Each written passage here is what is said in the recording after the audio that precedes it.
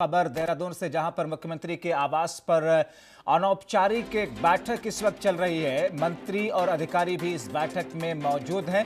हालांकि ये एक अनौपचारिक बैठक कहा जा रहा है, मगर कोरोना की स्थिति से निपटने के लिए कुछ और विशेष रूप से चर्चाएं, मंथन विस्तार से यहां पर चल रहा। 20 अप्रैल से मिलने वाली छूट को लेकर के कहा यह जा रहा है कि एक समीक्षा बैठक हो रही है। यानी कि 20 तारीख से केंद्र की मोदी सरकार ने जो ऐलान किया था कि हम कुछ जगहों पर, जहां पर लॉकडाउन नहीं बढ़ रहा है, जहां पर हालात बहुत बेहतर हैं, वहां पर सशर्त कुछ जगहों पर 20 अप्रैल से छूट और रियायत दे सकते हैं। उत्तराखंड में इसी नजरिए से ये बैठक इस वक्त हो रही है। माना जा रहा है कि इस बैठक में आज कुछ ऐसे बिंदुओं पर चर्चा के बाद में एक सहमति बनेगी, जिसके बाद में एक फैसला लिया जाएगा। बैठक में मंत्री और अधिकारी भी मौजूद हैं। लॉकडाउन के दूसरे चरण को लेकर के ही ये चर्चा है। 20 अप्रैल से मिलने वाली छूट को लेकर के समीक्षा में क्या चीजें सामने आती हैं, देखना काफी महत्वपूर्ण होगा।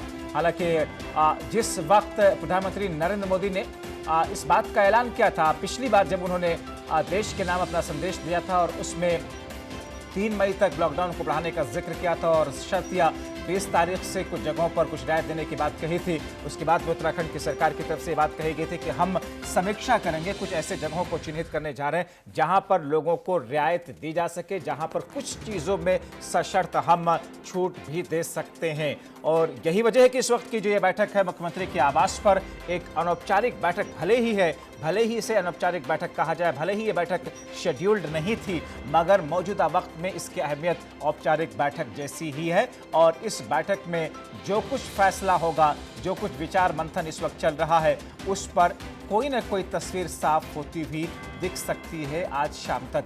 तो एक महत्वपूर्ण बैठक।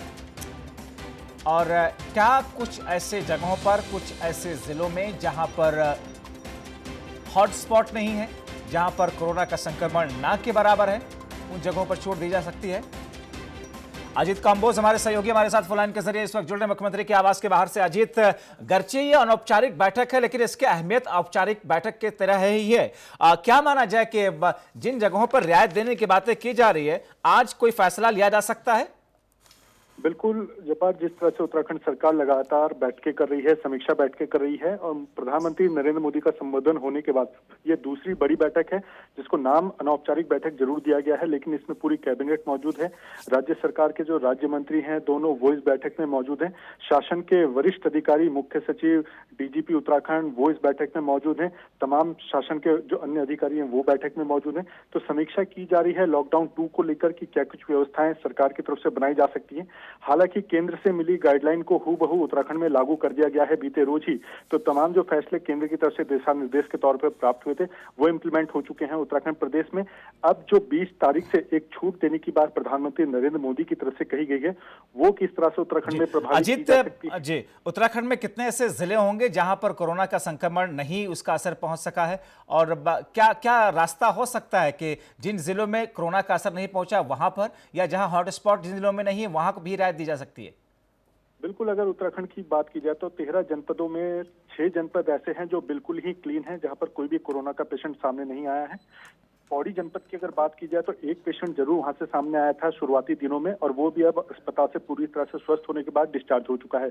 तो कुल मिलाकर 7 जनपद ऐसे हैं जहां इस वक्त पूरी तरह से साफ है, कोरोना का कोई पेशेंट सामने नहीं है।